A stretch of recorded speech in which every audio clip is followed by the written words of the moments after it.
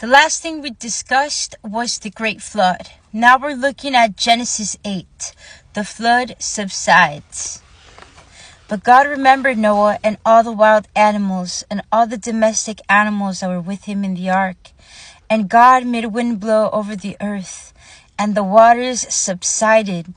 The fountains of the deep and the windows of the heaven were closed. The rain from the heavens was restrained, and the waters gradually receded from the earth. At the end of 150 days, the waters had abated. And in the 7th month, on the 7th day of the month, the ark came to rest on the mountains of Ararat. The waters continued to abate until the 10th month. In the 10th month, on the 1st day of the month, the tops of the mountains appeared.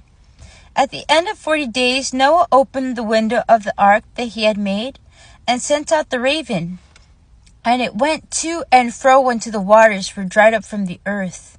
Then he sent out the dove from him to see if the waters had subsided from the face of the ground. But the dove found no place to set its foot, and it returned to him to the ark, for the waters were still on the face of the whole earth.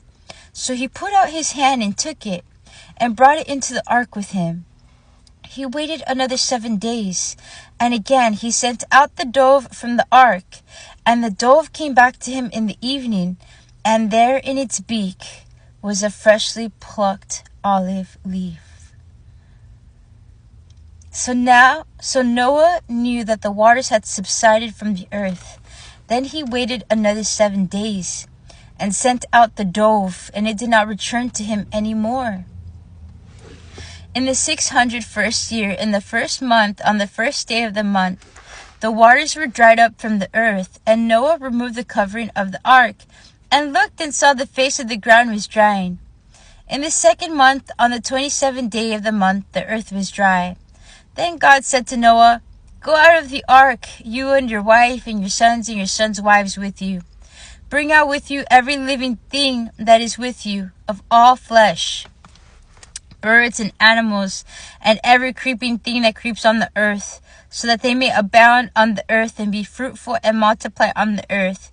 So Noah went out with his sons and his wife and his sons' wives, and every animal, every creeping thing, and every bird, everything that moves on the earth, went out of the ark by families. God's promise to Noah. Then Noah built an altar to the Lord, and took every clean animal and of every clean bird, and offered burnt offerings on the altar. And when the Lord smelt the pleasing odor, the Lord said in his heart, "I will never again curse the ground because of humankind.